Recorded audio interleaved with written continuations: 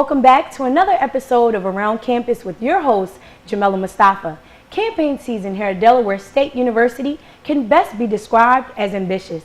Joining me today is the newly elected SGA Vice President Richard Figeroa and President Isaiah Covington for the academic year of 2015-2016. Welcome, fellas. Thank you for having us. Hello, Zay. Thank you for having us. Hello, Richard. Woo! Now that the hard part is over, okay, so let's fast forward or rewind back to the day that they call your name next level. What was the first thought that entered into you guys' heads? Well, my first thoughts, I thought it was actually overwhelming. Like, I was flustered with emotions. I didn't know exactly what to say with the acceptance speech, so I was just going with the flow. But I was glad that it happened. I'm glad that we got the win.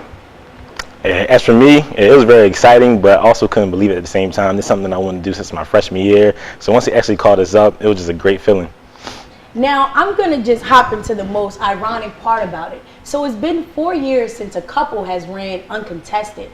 What was that whole process like for you? Because although you had no other competitors, you guys probably had one of the best campaigns here at Delaware State University this election season.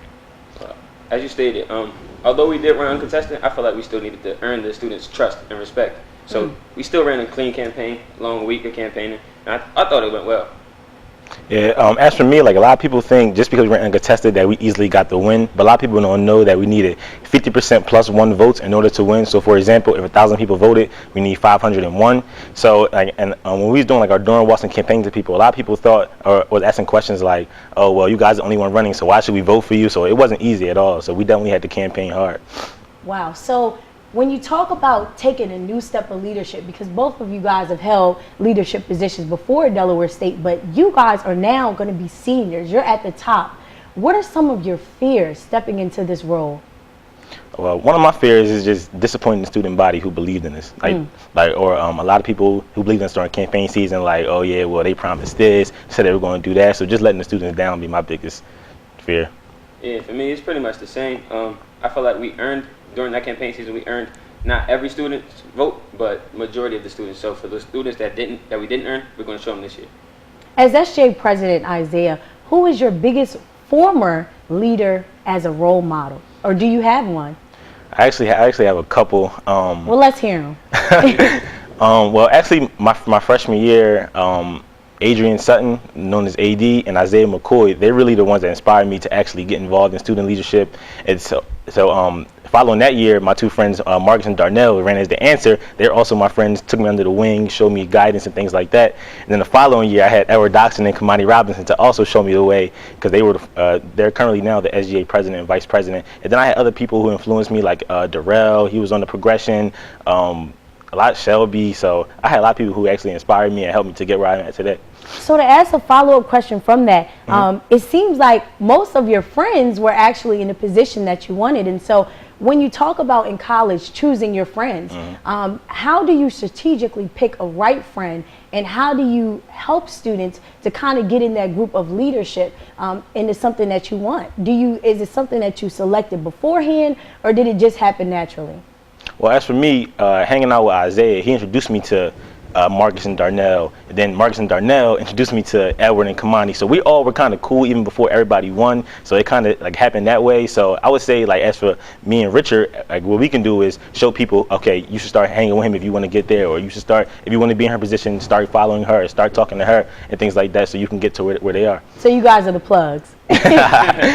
Okay, so Rich, I have a question for you. Okay, so your speech, Isaiah, of course, he came up, he gave his political words, and it was very inspiring. But your speech was very energetic, and it seemed like you wanted to get out so much. But the main point that I think was very clear to everyone in the audience is that next level is going to the next level. And so, what are some of the things that you meant in your speech, or what were you trying to convey to the audience? Yeah, running through my mind after we got the win, I had so much emotions and feelings going on. I was just flustered.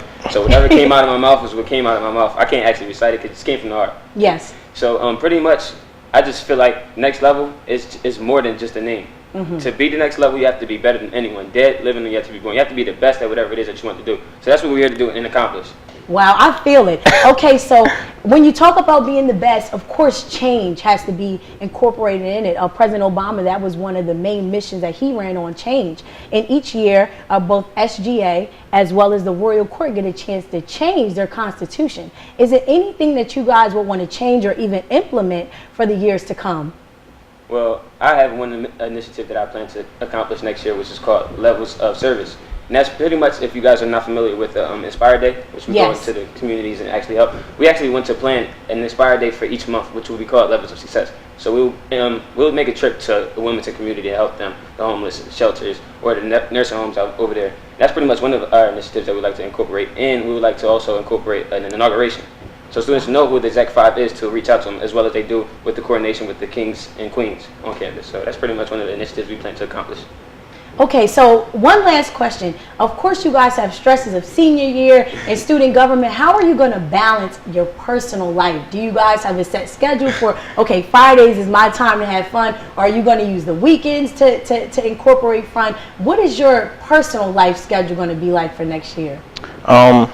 And like I believe you said the key word is just balance. So you gotta understand, first is academics, because like a lot of people put like student leadership before academics, but you gotta understand you're a student leader, which means student first, academics, and then leadership. So it's all about how you balance things out. As for me, it would be academics, family, then student leadership, and then personal life. So that's for me.